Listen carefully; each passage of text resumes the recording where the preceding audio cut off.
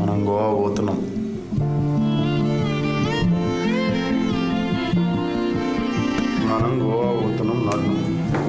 అలా స్టేటస్ చూస్తూ బ్యాగులన్నీ సర్దేసుకుని హైదరాబాద్ ఎయిర్పోర్ట్కి అయితే వచ్చేసాము. హైదరాబాద్ ఎయిర్పోర్ట్ రాగానే మనం స్నాప్ ఇచ్చాం కదా, స్నాప్ అయితే కొడేసాం, టికెట్స్ తీసుకున్నాము. ఖాళీగా ఏం చేస్తామని చెప్పి అలా 2-3 స్నాప్లు కొడేసాము. ఈ టైంలోనే మనకైతే ఆకలి అవుతుంది. ఇక్కడ లాంచ్ ఉంటుంది. లాంచ్కి అయితే వచ్చి ఇక్కడ అన్లిమిటెడ్ ఫుడ్, బఫెట్స్ అన్నీ ఉంటాయి. మన ఇష్టమయ్యా, నచ్చినట్టు అన్నీ తినొచ్చు. మనం అయితే ప్లేట్ నిండా ఫిల్ చేసుకొని వచ్చేసాను, తినేసి ఇంకా టైం అయిందని చెప్పి వచ్చేసాము. అదే ఫస్ట్ టైం ఫ్లైట్ ఎక్కడం. ఇంకా ఆగుతామా, ఫ్లైట్ చూడగానే తెగ ఫోటోలు కొట్టేసాను.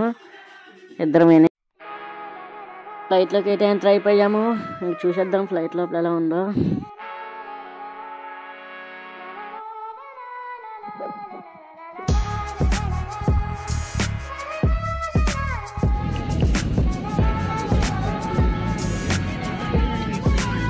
ఫ్లైట్లో కూర్చొని విండో సీట్ దొరికింది మాకు.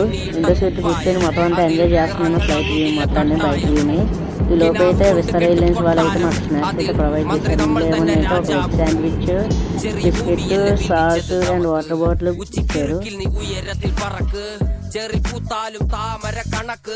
ചോറ് പോരെ മണ്ണിൽ ജീവിക്കാൻ നമുക്ക് കഥയൊന്നും അറിയാത്ത കൂട്ടം കുരങ്ങ് കരങ്ങളിലോ പൂന്തോട്ടം വയറ് നിറയ്ക്കാനല്ലേ നെട്ടോട്ടം വലയിൽ ഒതുങ്ങാത്ത പരലിൻ കൂട്ടം. నైట్ వ్యూ అయితే మామూలుగా లేదు. చూడండి ఎలా ఉందో మయా, బాబోయ్ పైన మామూలుగా లేదు అసలు.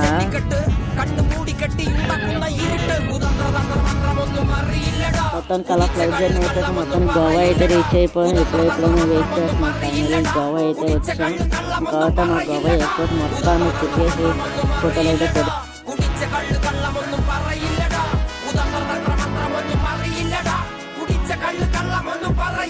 గోవా ఎయిర్పోర్ట్కి అయితే వచ్చాం. గోవాలో 6 days స్టే చేస్తున్నాం ప్లాన్ చేసాం. ఇంకా 6 days ఏమేమి చేసామో ఏంటి అనేది నెక్స్ట్ వీడియోలో చూపిస్తాం. Follow and subscribe. Let's chill out.